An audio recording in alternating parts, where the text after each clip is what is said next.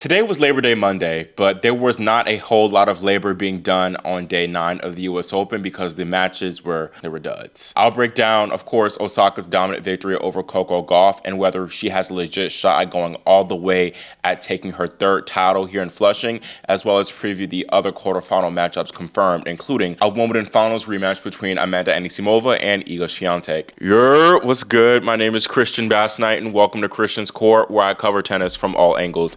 If you have not yet already, make sure you subscribe and click the notification bell so you are notified whenever I post my day 10 US Open recap video. So our blockbuster match of the day was undoubtedly the meeting of former US Open champions Coco Gauff and Naomi Osaka. You could definitely say that it was a little bit of a letdown. And to recap exactly what happened, I'm bringing in Christian from the past, who will give us an edgy rundown of the match. Thank you, Christian from the future. Yes, this highly anticipated Coco Osaka fourth round match unfortunately did not live up to the hype at all. Osaka took down the two-time champion Gauff 6-3, 6-2 in 64 minutes.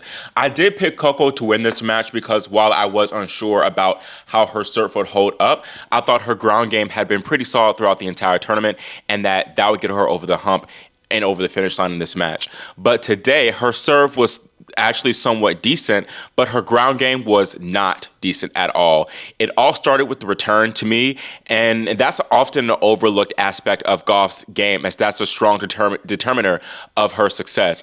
Coco is often lauded for her return because she does have some of the strongest return statistics on the WTA, but in many of her losses, that return lets her down, and today was no exception. Naomi only made 42% of her first serves, which is kind of not great, but it didn't really matter because first, she only lost one single point whenever she did make a first serve, and Osaka also had a phenomenal 77% success rate whenever she made a second serve, which is a bad reflection on Gauff. It's not like Naomi was hitting just unbelievable second serves either. Coco was just missing, and Naomi was smart with her serving. She often targeted the Coco forehand return on both first and second serves, which is very streaky, that Gauff forehand return is. And she sometimes struggles to find that happy medium of being aggressive but also consistent with that shot.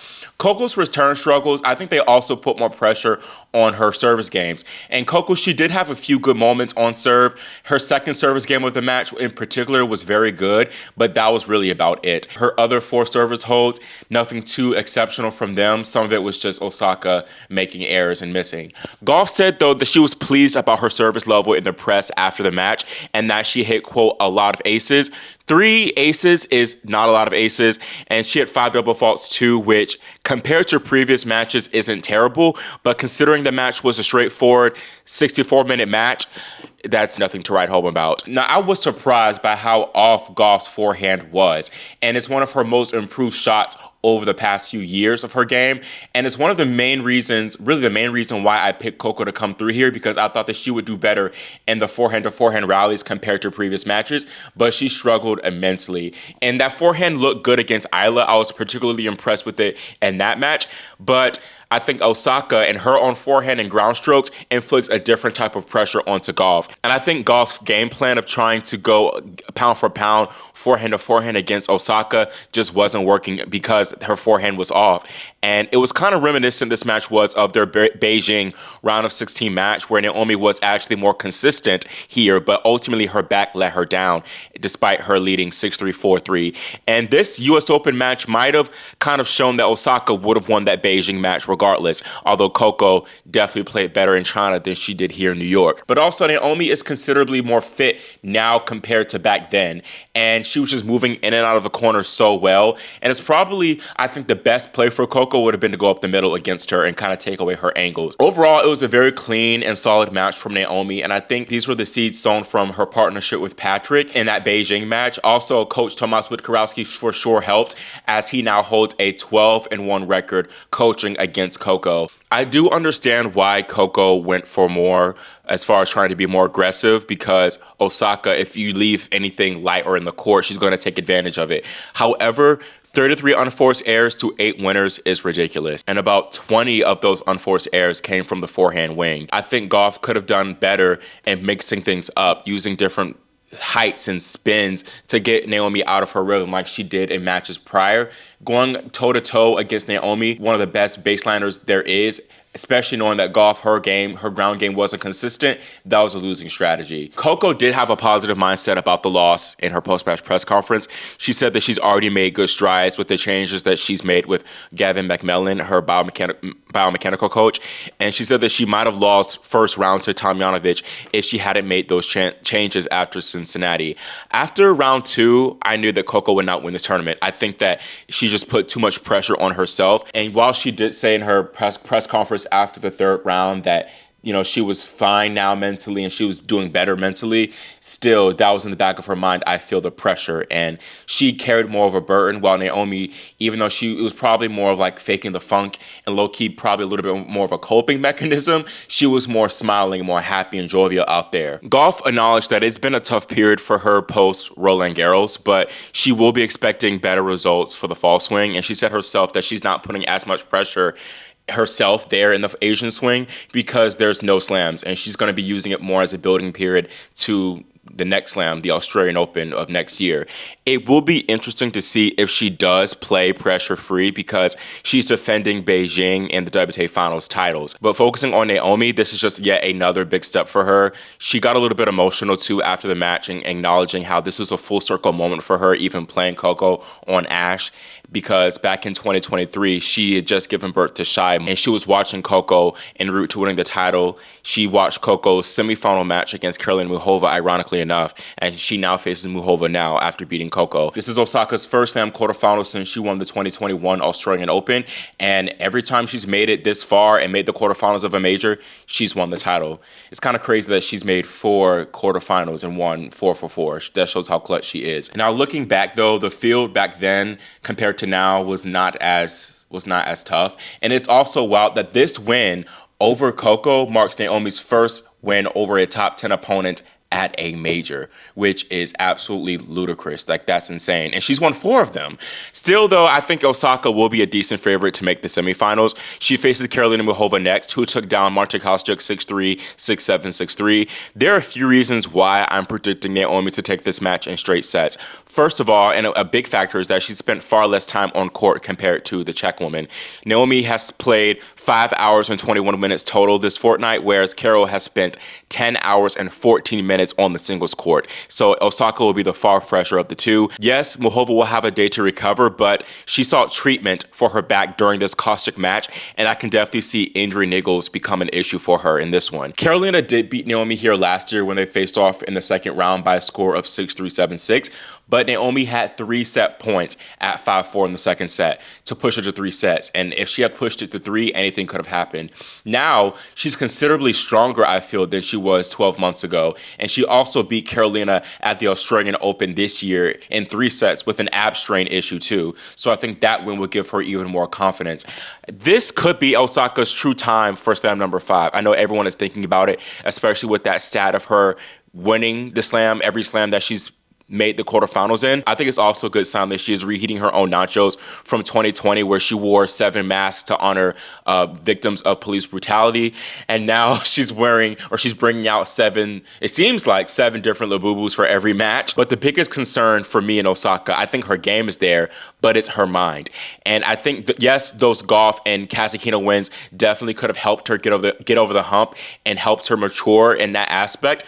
But Naomi still, I think, has those tendencies where she goes on more walkabouts and sprays airs. I noticed it even a little bit against Gauff here, but Coco, she just played so poorly, she wasn't able to exploit that and bring that uglier side out of Naomi at all. But I think we will see it later on in the tournament. It's inevitable when it comes to her. But the question is, when those periods come, can she rein it in like she did against Kasatkina and against Minen when she went down a break in the second set? That's the big question. I do think that she will be fine against Muchova. And again, I think the more she wins, yes, she can build more mental toughness, and the scar tissue from all these tough losses that she's experienced in the comeback might not be as much of a factor. However, I will be concerned if she does go up against Iga Swiatek in the semifinals. That would be a really interesting match because she's now Osaka is now coached by Tomasz Wojtkowski, who was with Iga all those years.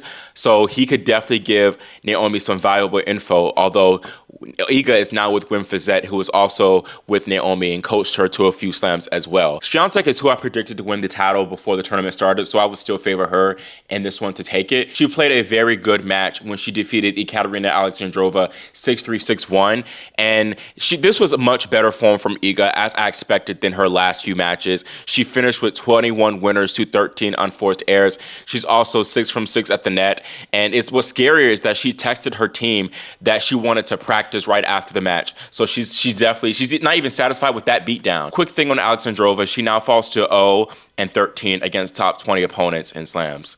It's something about these current crop of Russians, the Kalinskayas, the Alexandrovas, the Samsonovas, that just cannot get it done at majors. What is it? But focusing back on Iga, she will play the winner of Beatriz Haddad-Maia and Amanda Anisimova, who will play later on. I don't know who she'll play out of those two right now because they have yet to play that match as I'm talking. So I will hand it back over to Christian from the future for more on that. Thank you, Christian from the past, for that excellent breakdown.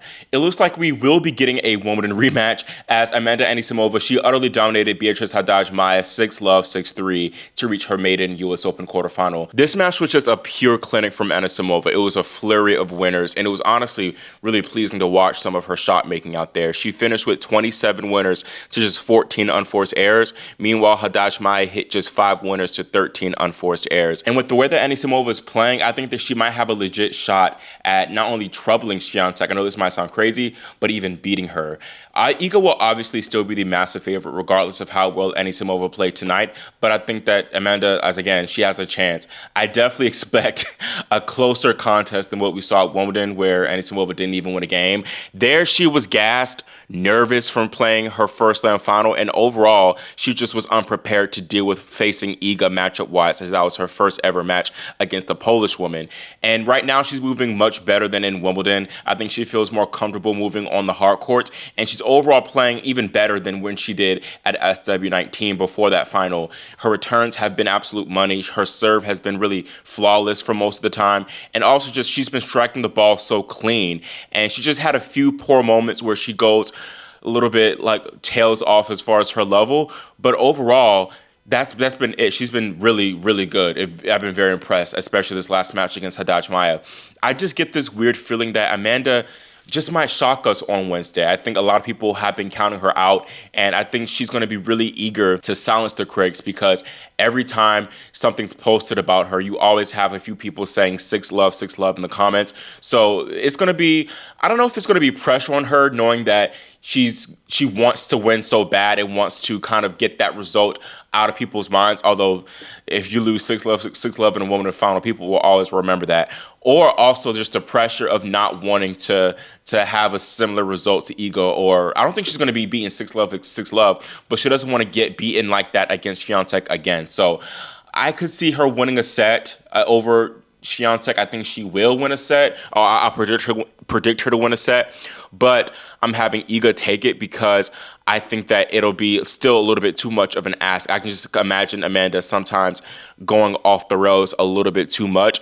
Haddad-Maia, while yes, Anisimova played well, there's no denying that Haddad-Maia just did not have the moxie to really push Anisimova and take advantage of her lapses. So I think that Iga will do that, and I have Swiatek getting this win and moving on to the semifinals. And honestly, the most exciting match, again, here on day 9, at least in women's singles, was the doubles. And the dream team of Venus Williams and Leylah Fernandez, they continued their magical run as they took out the 12th seeds, Ekaterina Alexandrova and Shuai Zhang, 6-3, 6-4. This was their most decisive victory of the tournament thus far, and they didn't really have to fight back from a break down here, although they did get the first break and they went up 3-love, but their opposing team brought it back to 3-all. But kudos to both Venus and Leylah for fighting back and getting the edge back, and they're definitely in full flight as a team. Another great match from them. This marks Venus's first doubles quarterfinal since Wimbledon 2016, where she went on to win the title alongside Serena. And speaking of Serena, Venus called out her little sis in her post-match interview, and she said that she wants to see Serena in her players box for her quarterfinal match tomorrow. That match will be a blockbuster one, as Venus and Leylah, they face the top seeds, Katerina Siniakova and Taylor Townsend next. Hopefully we will see Serena. I think that if she can fly to New York to promote her makeup brand and as well as her GLP-1 sponsorship, she can definitely take a quick little flight to support her big sis. But moving on to the men's side, I was very excited for that Jannik Sinner and Alexander Bublik showdown, but it was a true blink and you miss it match. Jannik put on a masterclass performance, triple breathtaking Bublik in just 82 minutes. I knew Jannik would win this match, but I expected a much more competitive one than what we saw. Alexander, he was in great form. He was riding an 11-match win streak, and he had also held his serve 55 straight times, or 55 straight service games that he held throughout the tournament. But Jannik broke him 8 times alone this match. It was just not a great serving day from Bublik. He only hit 2 aces to 13 double faults. And Sinner is the best returner in the game right now, I feel, so it's not a surprise that he made life much more difficult for the 23rd seed. Jannik also said after the match that breaking Bublik's serve so early on in the match helped him free up a lot more on his own service games. And Jannik, he definitely served better than he did in his last round against Denis Shapovalov. Today, he faced just 1 break point, and he won 81% of his first serve points. I'm not surprised at all that Jannik came out and played so well. I knew he was going to be having revenge on his mind as he had lost his last match to Bublik and Halle earlier this year. But I also knew that typically whenever Jannik comes out and has a shaky match like he did against Shapovalov, that next match, you better watch out because he's going to be on the money, and he was definitely on the money tonight against Bublik. And Bublik said it best. It's like Jannik is an AI-generated player with the way he was constructing those points and just, he was so precise. And Bublik also had a hilarious reaction after the match. He said, "I'm not bad, what the F?" That's truly how probably most people feel after they play Jannik. Now, Jannik's quarterfinal opponent, Lorenzo Musetti, also had a very easy 4th round match as he crushed Spain's Jaime Munar 6-3, 6-love, 6-1 in 97 minutes. Lorenzo has looked good all week. He only dropped 1 set, which was in his opening round against Giovanni Impetri Petitcard, and this marked his first hard court slam quarterfinal, so great week for him. This is a historic matchup as this will be the first all-men slam Italian quarterfinal in the Open era. Jannik, he won both his previous matches against Musetti, and he also has an impeccable 15-0 record against his fellow Italians. This will be a very difficult matchup for Lorenzo.